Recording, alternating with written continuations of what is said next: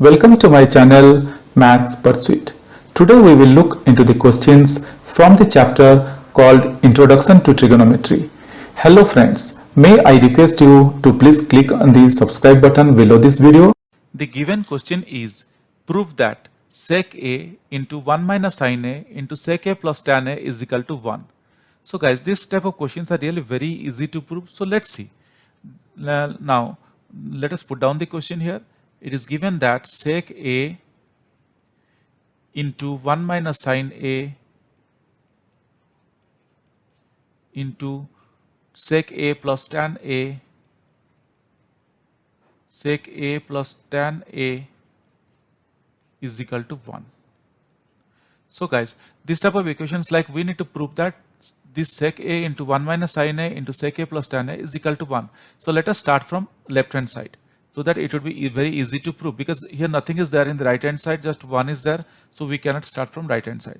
Let us start from left hand side. Left hand side of the equation, let me rewrite it as sec a into 1 minus sin a into sec a plus tan a. Guys, this is what we have in the equation. Now guys, this particular equation, like sec a, we know that what we know that sec a is equal to 1 upon cos a, and similarly we also know that tan a is equal to, we also know that tan a is equal to sin a upon cos a. These are the things that I am going to use in our given equations, this or in the given question. So guys, let us keep these things in mind. Even if we do not know, let us try to remember these things, like tan a, cot a, sin a in terms of cos a and sin a.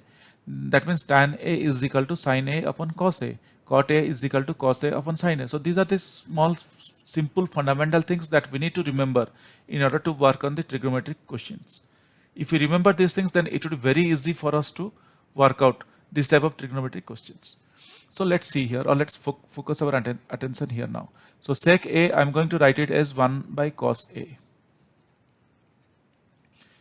into 1 minus sin a. Now sec a plus tan a. Again sec a, I'm going to write it as 1 upon cos a, plus tan a, I'm going to write as sin a upon cos a. That is what we know. Or I can write the above expression as, now I will multiply 1 by cos a into 1 minus sin a. So 1 upon cos a into 1 is 1 upon cos a minus sin a upon cos a. Guys, just I multiplied. This is simple multiplication. So I just multiplied this one. Cos a plus sin a upon cos a. Guys, now what you could see, this is what we got, 1 upon cos a minus sin a upon cos a into 1 upon cos a plus sin a upon cos a. If we consider 1 upon cos a as a and sin a upon cos a as b, what we are seeing here? We are seeing here the equation a minus b into a plus b. Try to recall this equation.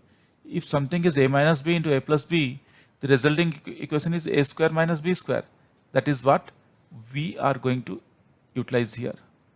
We are going to utilize the formula a square minus b square, because 1 upon cos a minus sin a upon cos a into 1 by cos a upon plus sin a upon cos a is nothing but a minus b into a plus b, which is a square minus b square. So a square is nothing but 1 square is 1 upon cos square a minus b square sin square a upon cos square a.